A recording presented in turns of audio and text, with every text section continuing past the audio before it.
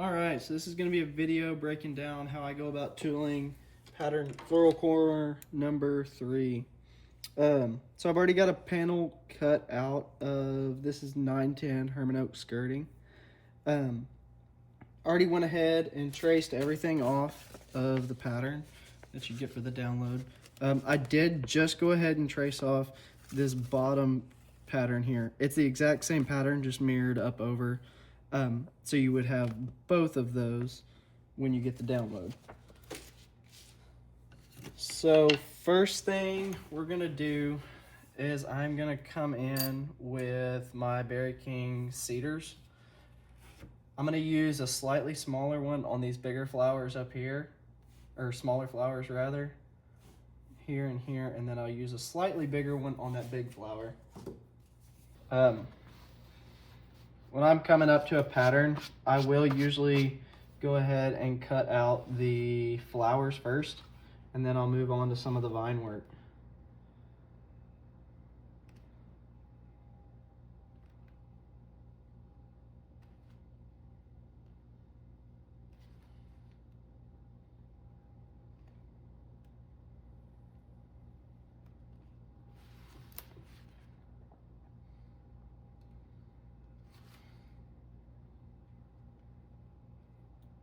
I think I'm gonna go ahead and break these videos down into a few different videos.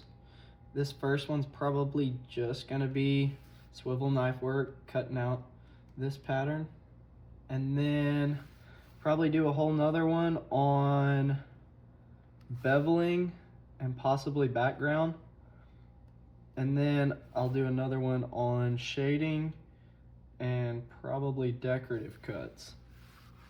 At least that's the game plan for now. We'll see how everything pans out.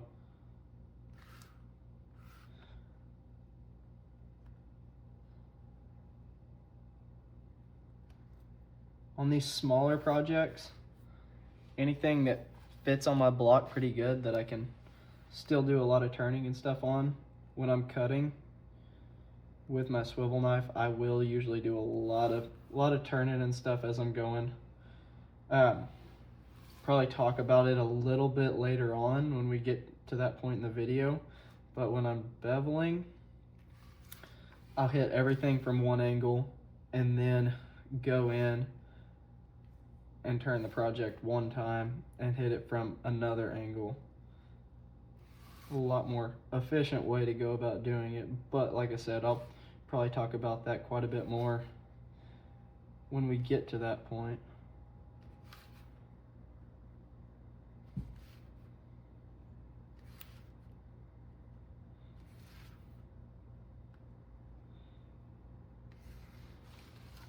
There's one flower.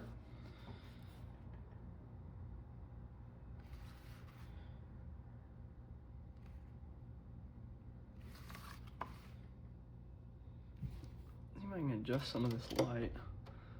A little bit of a shadow coming through there. Yeah, that's better.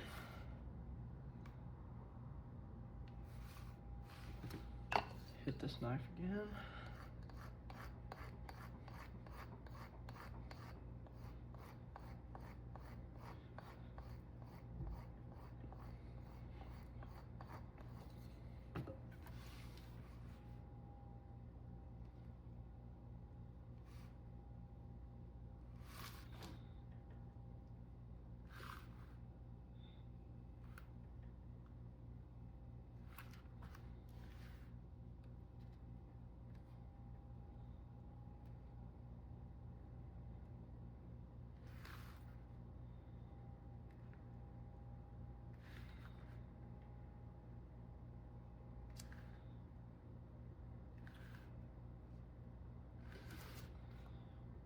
This is definitely one of the bigger patterns that I've got as far as corner patterns go.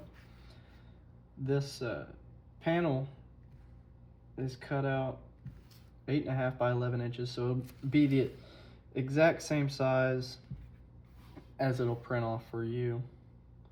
If you wanted to on this one, you could definitely scale this pattern down a little bit if you were wanting to something like that. I mean, corner patterns are super versatile.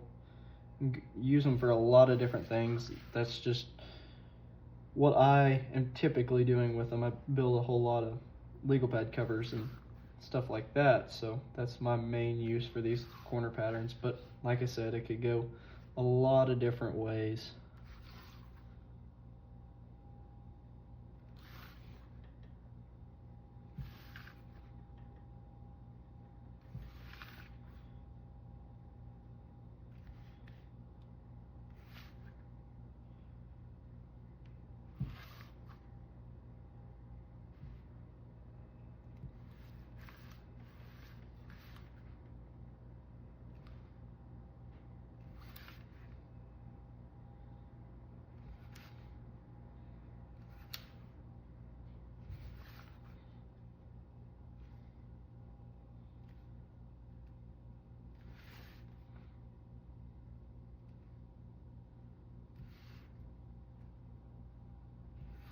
Alright, so there's all of our flowers cut out. Probably gonna go ahead and grab this leaf, and then we'll move on to some vine work. When I'm coming in and cutting these leaves, or any kind of real small parallel lines like this, I always like to cut the one that is farthest to my left first, and then cut one to the right. If you do it like that, you can see the line that you cut previously and do a lot better job of getting those two lines parallel. If you cut this one first, then your knife blade's covering up the first line you cut, and sometimes you can get a little off, and if these lines aren't perfectly parallel, it can kind of cause some issues for your eye. Not be a little bit unsightly.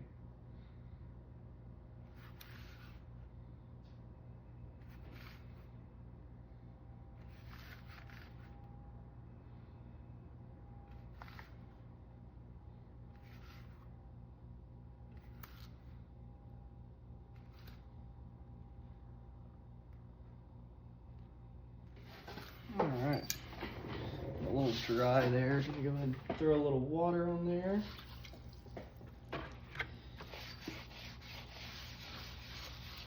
I do typically wet at least a little bit the whole project, even if you're gonna do a little heavier on where you're gonna be working, that's fine, but get the whole project wet, because sometimes you can get a water line that pops up.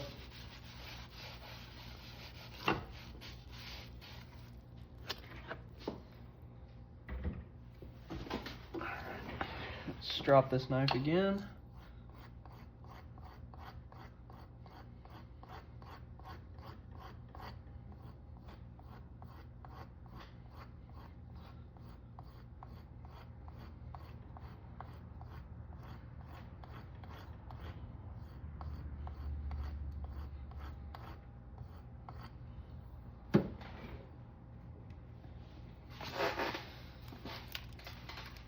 Alright, I'm gonna come in here and I'm gonna go ahead and start with my stumps. Get those cut in first. I typically like to work from my most important elements down to kind of the least important.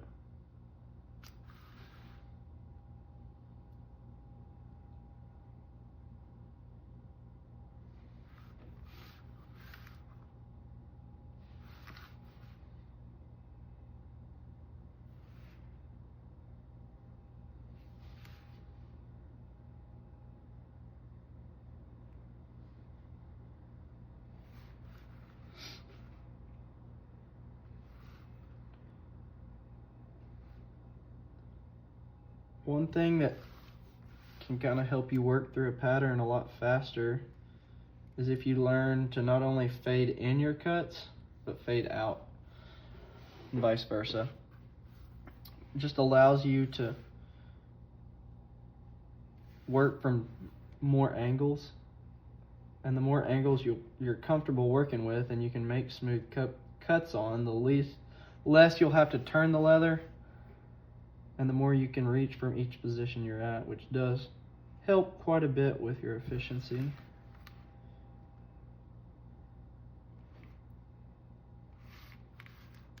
So I'm starting up here, I'm fading all these cuts out so that we get kind of the effect of those lines just bleeding off into kind of the main body of the vine work.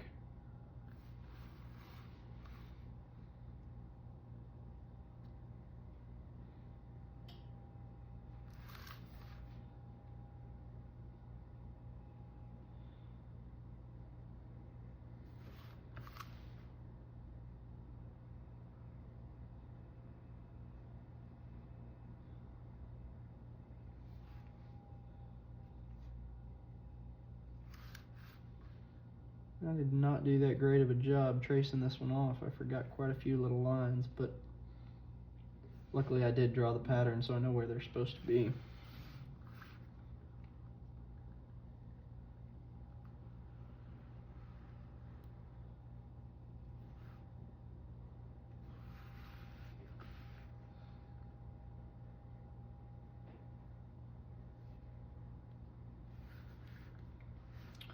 One thing that might be kind of important, before I trace this pattern off, I did go ahead and line that paper with just some clear packing tape. That will help me from getting that paper too soaked in some of this water. If you don't do that, that paper will end up getting pretty damp and start falling apart before you get the whole pattern transferred. Not a whole lot of fun trying to work with a damp piece of paper.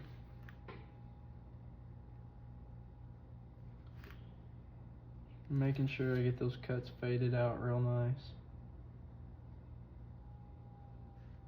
Really don't want an abrupt end on those.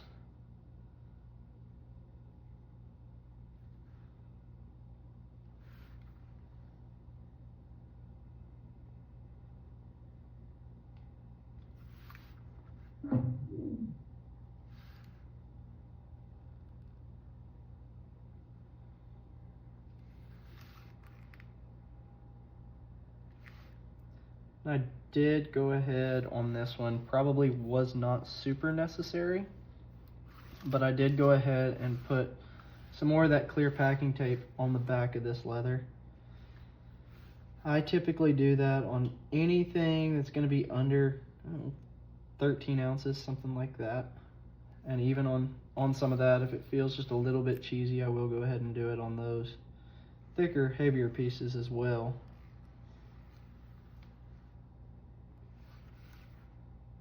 But what that'll do is keep some of this leather from stretching and helps keep nice square edges on everything.